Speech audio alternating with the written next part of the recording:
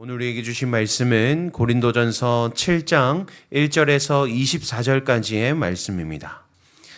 고린도전서 7장 1절에서 24절까지의 말씀, 우리 한 절씩 교독하도록 하겠습니다. 7장 1절부터 봉독하겠습니다. 너희가 쓴 문제에 대하여 말하면 남자가 여자를 가까이 함이 좋으나 음행을 피하기 위하여 남자마다 자기 아내를 두고 여자마다 자기 남편을 두라. 남편은 그 아내에 대한 의무를 다하고 아내도 그 남편에게 그렇게 할지라. 아내는 자기 몸을 주장하지 못하고 오직 그 남편이 하며 남편도 그와 같이 자기 몸을 주장하지 못하고 오직 그 아내가 하나니 서로 분방하지 말라. 다만 기도할 틈을 얻기 위하여 합의상 얼마 동안은 하되 다시 합하라. 이는 너희가 절제 못함으로 말미암아 사탄이 너희를 시험하지 못하게 하려 함이라. 그러나 내가 이 말을 함은 허락이요 명령은 아니니라. 나는 모든 사람이 나와 같기를 원하노라. 그러나 각각 하나님께 받은 자기의 은사가 있으니 이 사람은 이러하고 저 사람은 저러하니라. 내가 결혼하지 아니한 자들과 과부들에게 이르노니 나와 같이 그냥 지내는 것이 좋으니라. 만일 절제할 수 없거든 결혼하라.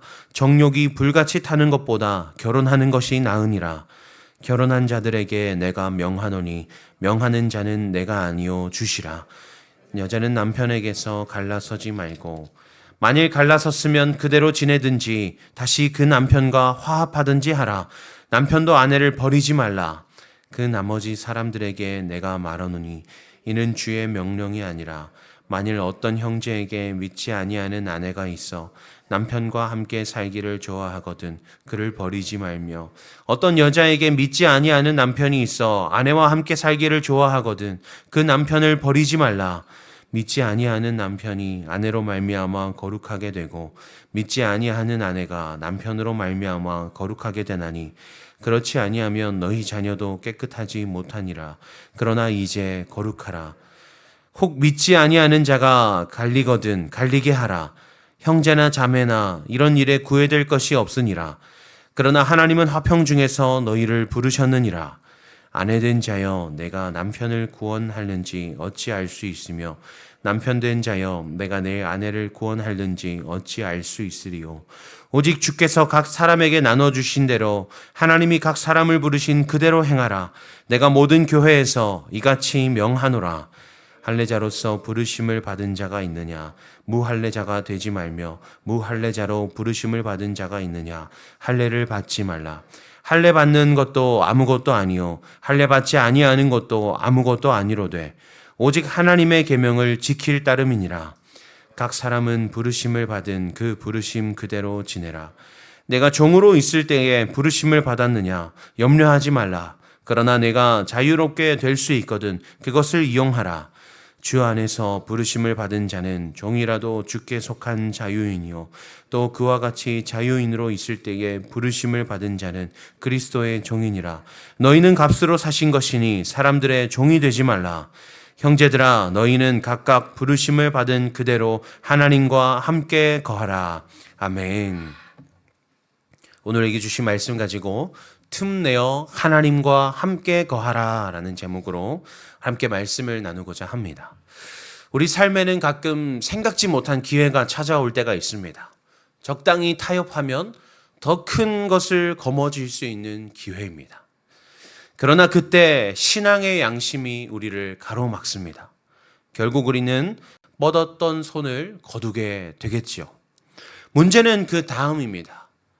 그렇게 신앙 양심에 따라서 선한 양심에 따라서 하나님을 선택하고 나를 포기하기로 작정했다면 하나님께서 나를 더 잘되게 하실까요? 많은 경우에 그렇지 않은 것 같습니다. 세상 사람들은 저만치 앞서가는데 나만 홀로 뒤처지는 것 같고 내가 왜 미련하게 사서 고생을 하고 있을까라는 후회가 밀려올 때가 있습니다. 이런 후회가 드는 이유는 분명합니다. 우리가 참된 자유와 만족이 바로 내 형편에 있다라고 믿기 때문입니다. 그래서 신앙 때문에 멈춰선 자리를 은혜의 자리라고 여기기보다도 손해라고 여기며 견디기 힘들어합니다. 이것은 비단 오늘 우리만의 이야기가 아닙니다. 당시 고린도 교회의 성도들도 같았습니다. 그들은 결혼이나 독신, 또 할례나 무할례, 종이라는 신분을 바꿔야만 더 영적이고 자유로운 그리스도인이 될 수 있다라고 믿었습니다. 바로 이런 그들을 향해서 바울은 한 호흡에 두 가지 상반되는 말을 던지고 있습니다. 20절과 21절 말씀인데요. 20절 말씀에는 그대로 지내라 라고 말하면서 21절에서는 자유롭게 될 수 있거든 그것을 이용하라 라고 말합니다. 그대로 있는 것과 자유하라라는 것은 언뜻 모순처럼 보입니다. 그러나 바울의 핵심은 분명합니다. 외적 신분이나 형편을 바꾸는 데에 구원의 무게가 있지 않음을 너희가 분명히 기억하라라고 말하고 있는 것입니다. 그래서 19절 말씀에서는 할례나 무할례나 아무것도 아니로되 오직 하나님의 계명을 지킬 따름이니라 이렇게 말하고 있는 것입니다. 중요한 것은 나의 형편이 어떻게 변화되어지느냐, 나의 신분이 어떻게 변경되어지느냐가 아니라 네가 지금 있는 그 자리에서 얼마나 하나님의 말씀을 주목하고 있느냐가 중요한 것이다 라고 말하고 있습니다. 그 마음이 얼마나 간절했는지 17절과 20절, 24절에서 세 번이나 반복해서 바울은 그대로 있을 것을 말하고 있습니다. 마치 자리를 바꾸고 싶어서 안달이 난 그 엉덩이가 들썩들썩하는 아이의 어깨를 지그시 누르면서 가만히 있어 라고 말하는 아버지처럼 그런 모습이 보입니다. 사실 저에게도 이 경고가 뼈아프게 느껴지는 그런 경험이 있습니다. 지난 설 명절에 제가 대구에 내려갔을 때의 일입니다. 그 작년 하반기에 저희 형이 이사를 했습니다. 대구에 살고 있는 저희 형이 이사를 해서 처음 그 집에 가보게 되었습니다. 그런데 주소를 알려주는데 꽤 괜찮은 동네에 살고 있더라고요. 대구에서도 중구에 살고 있었습니다. 이 서울로 따지면 이 종로쯤 되겠죠. 그 주소부터 마음에 안 들었습니다. 그런데 층수를 알려주는데 뭐 한 20몇 층이더라고요. 그런데 엘리베이터를 타니까 그 20몇 층이 제일 꼭대기 층이었습니다. 야, 그 아파트는 꼭대기 층은 이 혼자 쓰더라고요. 다른 밑에 집은 다 두 집씩 있는데 그 꼭대기 층만 혼자 쓰니까 그 엘리베이터 홀까지 다 혼자 쓰더라고요. 제가 그 엘리베이터 홀을 보면서 이렇게 말했습니다. 야, 여기서 텐트 치고 자도 되겠다. 이렇게 말을 할 정도로 집이 아주 크고 막 멋있었습니다. 그런데 거기까지만 해도 제 마음에 너무 감사함이 있는 거예요. 그 어린 시절 우리가 힘들게 살았는데 우리 형이 벌써 이렇게 잘 자라가지고 제 마음에 좀 형을 기특해 하는 마음이 있습니다. 형이 벌써 이렇게 잘 자라가지고 이런 좋은 집에 살고 있구나. 그때까지만 해도 감사했는데 집에 있으면서 저희 아이들이 너무 좋아하는 거예요. 막 집이 넓으니까 막 너무 좋아하는 거예요. 막 공 던지고 놀고. 근데 그 모습을 보고 있으니까 하나님 앞에서 묘한 섭섭함이 올라왔습니다. 하나님, 나야 하나님 저야 하나님 부르심 따라 산다지만 우리 아내랑 우리 아이들은 괜히 나 때문에 이렇게 누려도 되는 거 누리지 못하고 살고 있지는 않은가요, 하나님? 괜히 나 때문에 우리 아내와 저희 아이들은 괜히 하나님 그 아쉬움 속에 살아야 되는 건 아닌가요? 하면서 하나님 앞에 묻는 섭섭함이 올라오더라고요. 그런데 저희 아내한테 집에 가면서 이 말을 했습니다. 내가 참 감사하면서도 섭섭한 마음이 들더라. 이렇게 말했더니 저희 아내가 당신 부르실 때 우리도 같이 부르셨는데 왜 너만 부르심 받은 척하냐. 이렇게 저보다 더 믿음 좋은 고백을 하더라고요. 근데 그 이야기를 나누는 순간 저에게는 그 아파트를 가지게 된 것보다 더 큰 감사가 몰려왔습니다. 여러분도 한번 질문해 보십시오. 지금 내가 못 견뎌 하는 그 원망의 자리가 사실은 하나님이 나를 부르시고 다듬어 가시는 더 큰 감사의 자리는 아닌지를 우리가 돌아보기를 원합니다. 직장에서든 가정에서든 재정의 영역에서든 그 자리에서 먼저 하나님의 부르심을 발견하는 우리가 되기를 소망합니다. 그렇다면 바울이 말하는 참된 자유는 무엇일까요? 본문을 우리가 한 계단씩 살펴보기 원합니다. 먼저는 21절 말씀입니다. 바울은 우리에게 종으로 죽으라 이렇게 말하지 않습니다. 오히려 그러나 자유롭게 될 수 있거든 그것을 이용하라 라고 말합니다. 정당한 기회가 있다면 바꾸어도 된다라는 것입니다. 아니 적극적으로 바꾸어내라 라고 말합니다. 그러니 거하라 라는 것은 그대로 있으라라는 것은 무조건 형편을 바꾸지 말라. 형편을 바꿀 생각을 하지 말아라. 세상적인 욕심을 가지지 말아라 라는 폐쇄적인 의미가 아니라는 것을 우리가 알 수 있습니다. 또한 22절 말씀을 보면요. 자유의 기준이 어디에 있는가를 볼 수 있습니다. 신분은 달라도 주인은 같다는 데에 그 핵심이 있습니다. 주 안에서 부르심 받은 자는 종이라도 자유인이고 자유인이라도 그리스도의 종이다라고 말합니다. 신분이 아니라 지금 내가 어떤 형편을 살고 있느냐가 아니라 내가 누구에게 속했느냐가 내가 자유인인지 자유인이 아닌지를 결정한다는 것입니다. 그리고 그 다음 23절 말씀을 보면요. 진짜 종살이는 형편이 아니라 매여 있는 그 마음에 있음을 보여줍니다. 사람들의 종이 되지 말라라는 것은 곧 세상의 기준에 매여서 쩔쩔매지 말라라는 것입니다.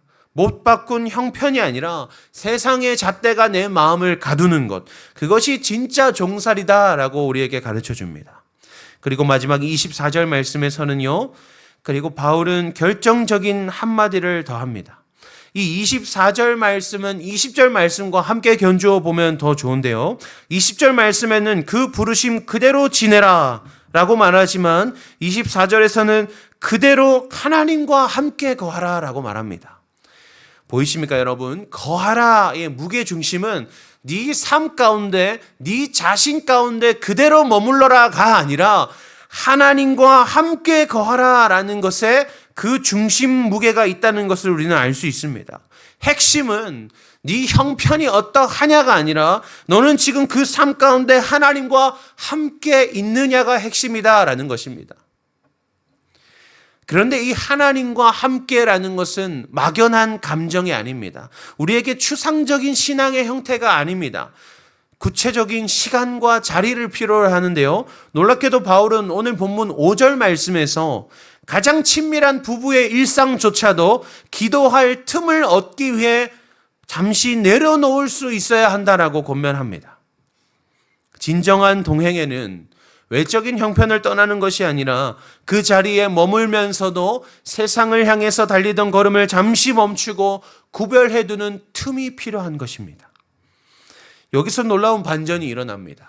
아까 설교의 초입에서 우리는 남들보다 뒤처진 그 자리를 멈춰선 자리, 손해의 자리라고 여긴다라고 말씀드렸습니다.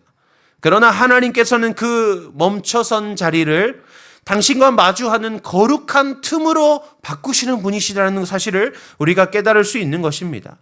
그리고 더 나아가서 오늘 우리가 이곳에 함께 모여서 이 아침을 열어가는 이 시간이 하나님께서 우리에게 만들어내신 기도할 틈인 줄로 믿습니다. 이 틈의 자리에서 이제 우리의 기도 제목이 변화되기를 소망합니다. 하나님 제발 이 답답한 형편을 바꾸어 주십시오 라고 기도하기보다 먼저는 하나님 이 형편이 당장에 바뀌지 않더라도 오늘 이 자리에서 하나님과 동행하게 하여 주시옵소서로 변화되기를 소망합니다. 목사로서 있다 보면요, 가끔 그런 질문을 던지는 분들이 계십니다. 목사님, 제 삶에 이런 문제가 생겼는데 왜 하나님께서 저에게 이런 어려움을 겪게 하시는 걸까요? 라고 질문하는 분이 계십니다.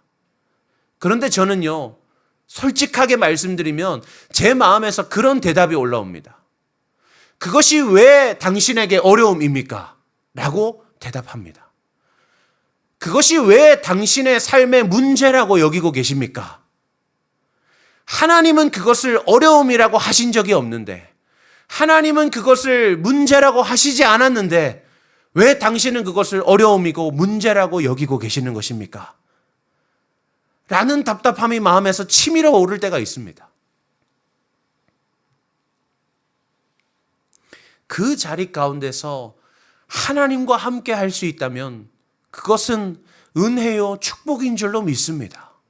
우리 삶의 기준에 여기에 있어야 하는 것입니다. 내가 어려운 상황 가운데 처해 있다고 해서 그것이 내 삶의 형편이 어려운 가운데로 들어가는 것이 아닙니다. 내가 어려운 일을 겪는다 할지라도 그런 말미암아 내가 하나님 앞에 더 간절함 가지고 나아갈 수 있다면, 그런 말미암아 내가 하나님 앞에 더 친밀함을 누릴 수 있다면 그것은 삶 가운데 더할 나위 없는 축복인 줄로 믿습니다. 물론 그 가운데에서도 우리가 신앙 양심에 미뤄왔던 그 정당한 변화의 기회가 있다면 믿음으로 한 걸음 내디딜 필요도 있습니다. 21절에서의 그 자유를 이용하라라는 말씀 역시 하나님의 선하신 뜻이기 때문입니다. 말씀을 맺겠습니다. 우리는 그동안 참된 자유를 형편을 바꾸는 데에서만 찾았고 멈춰선 자리를 손해로 여겨왔습니다. 그러나 우리에게는 복음의 희망이 있습니다. 23절에서 우리는 값으로 사심받은 존재라는 사실을 우리는 기억해야 합니다. 예수 그리스도께서 십자가로 생명이라는 고귀한 값을 치르고 우리를 사내셨습니다. 그러니 우리의 자유는 내가 성취한 것이 아니라 십자가가 이미 완성해 주신 선물입니다. 그러므로 사랑하는 여러분, 오늘 우리의 상황이 어떠하든지 우리는 이미 그리스도 안에서 완전히 자유한 것임을 믿으시기를 바랍니다. 이 세상의 어떤 형편도 우리를 올가맬 수 없습니다.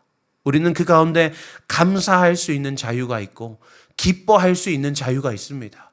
우리는 그것을 평안이라 말할 수 있는 자유가 있습니다. 이 틈의 자리에서 하나님과 깊이 동행하고 세상이 줄 수 없는 참된 자유를 누리는 우리가 되기를 주님의 이름으로 소망합니다. 오늘 하루 우리가 이 한마디 붙들고 살아냈으면 좋겠습니다. 형편을 바꾸지 못해도 괜찮습니다. 우리는 이미 값으로 사심받은 자유인이니 오늘 그 자리에서 하나님과 함께 거합시다. 기도하겠습니다. 사랑하는 주님 감사합니다. 오늘도 우리에게 당신의 귀한 말씀을 듣게 하시고 또 깨닫게 하시니 감사합니다. 오늘 주시는 그 말씀 속에서 하나님의 마음을 깨닫게 하시니 감사합니다. 사랑하는 나의 자녀야, 네가 어려움으로 겪어내던 그 시간들이 사실은 내가 너에게 허락한 축복이란다. 네가 삶에서 바꾸지 못해 동동이던 그 형편은 내가 너와 함께하기 위해 너에게 허락한 선물이란다. 네가 내 마음을 깨닫고 자유 얻기를 원한다. 참 자유를 누리기를 원한다. 그 하나님의 마음, 그 아버지의 진심을 들리오게 하시니 주님 감사합니다. 하나님, 우리가 이제는 더 이상 세상의 형편에 얽매이지 않게 하여 주시옵소서. 형편이 바뀌지 않아도 감사하며 이미 우리는 값으로 사심받은 자유인임을 깨닫게 하시고 오늘 이 자리에서 하나님과 함께 거하기를 꿈꾸는 저희들 될 수 있도록 주님 인도해 주시옵소서. 이 말씀이 우리의 삶이 되기를 간절히 소망하며 살아계신 예수님의 이름으로 기도합니다. 아멘. 오늘 주신 말씀 붙들고 기도하기 원합니다. 하나님, 우리에게 있는 모든 형편의 어려움들이 하나님 앞에서의 참 자유로 변화되기를 원합니다. 하나님, 우리가 이제 그 형편을 넘어 그 뒤에 역사하시는 하나님을 바라보게 하여 주시옵소서. 우리는 이미 값으로 사심받은 존재임을 깨닫게 하시고 이미 십자가로 우리의 삶을 완전케 하신 줄로 믿고 우리가 자유함을 얻어 나아갈 수 있도록 주님 인도하여 주시어달라고 기도하기 원합니다. 또한 교회를 위하여서 기도할 때에 하나님, 그러나 그럼에도 우리 교회의 지체들 가운데 그 형편의 어려움에 지쳐있는 지체들이 있습니다. 하나님, 그들을 돌보아 주시옵소서. 그들에게도 예수 그리스도의 참 소망 되심, 하나님의 참된 자유를 깨닫게 되는 역사 일어날 수 있도록 하나님 인도하여 주시옵소서. 그리하여서 어려운 형편 속에서도 예수 그리스도라는 소망을 잃지 않도록 다시 딛고 일어서는 믿음의 용기를 허락하여 주시어달라고 우리 주신 말씀과 우리 교회 지체들을 위해서 두 가지 기도 제목으로 기도하신 후에 우리 각자의 기도 제목으로 나아가시겠습니다. 함께 기도하겠습니다. 사랑해 주시옵소서.